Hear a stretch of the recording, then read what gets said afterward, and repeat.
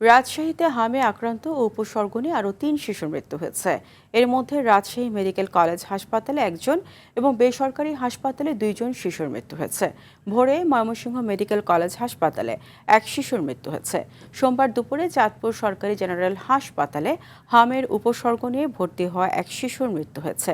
তবে হাসপাতাল কর্তৃপক্ষের দাবি হার্টের সমস্যা ও শ্বাসকষ্ট নিয়ে শিশুটির মৃত্যু হয়েছে। বরগুনাতে বেড়েই চলেছে হামের প্রাদুর্ভাব। রোগীর সংখ্যা বাড়তে থাকায় চিকিৎসা সেবা দিতে হিমশিম খাচ্ছেন স্বাস্থ্য কর্মকর্তারা।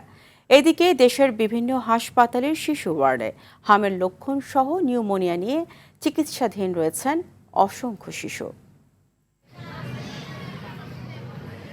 আমি হলে যে পাতলা পায়খানা ছিল, তারপরে 2 দিন পরে শরীরে হামের মতন এরকম চিহ্ন দেখা যাইতেছে। পরে চিকিৎসায় যাইয়া রিপোর্টে পাইছে হাম। পরে এই জায়গায় আসছি, নিউমোনিয়া নিয়ে ভর্তি হওয়ার পর টেস্ট করছে, দেখে হাম হয়েছে, হামে আক্রান্ত। কিন্তু আমার সব ওষুধ বাইরে থেকে কেনা লাগে, কিন্তু আমি কোনো ওষুধ পাচ্ছি না, কিছু না।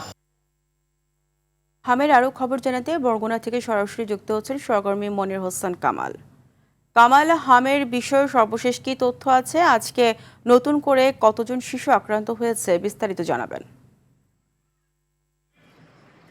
সাদিয়া, গত 24 ঘন্টায় বরগুনায় আরও 24 জন শিশু হামে আক্রান্ত হয়েছে এবং আমরা সিভিল সার্জন ডাক্তার আবুল ফাত্তা আমাদেরকে জানিয়েছেন এ পর্যন্ত বরগুনায় 187 জন শিশু হামে আক্রান্ত হয়েছে, যাদের মধ্যে 169 জন বিভিন্ন হাসপাতালে ভর্তি হয়েছে। বরগুনা জেনারেল হাসপাতালেই ভর্তি আছে 168 জন।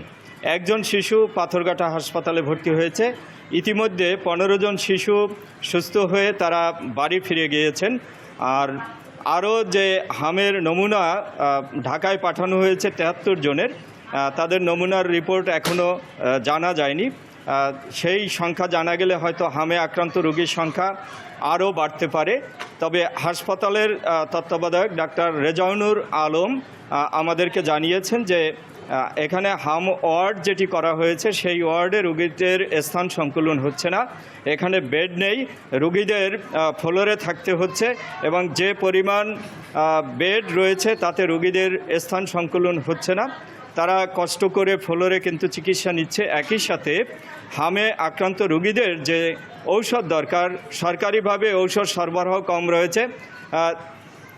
জি, তিনি আমাদেরকে আরও জানিয়েছেন যে তারা চেষ্টা করছেন রোগী কল্যাণ সমিতি থেকে একেবারেই যারা ঔষধ কিনতে পারছেন না তাদের 2-1 জনকে হয়তো রোগী কল্যাণ সমিতি থেকে ঔষধ কিনে দেওয়া হচ্ছে এবং সাধারণ শিশু ওয়ার্ডের যে ঔষধগুলো ছিল সেখানে ঔষধ কমিয়ে হামের ওয়ার্ডের ঔষধ একটু বাড়ানো হয়েছে।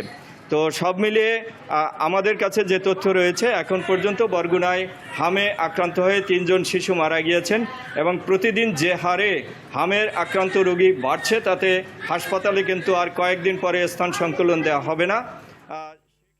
আপনাকে ধন্যবাদ।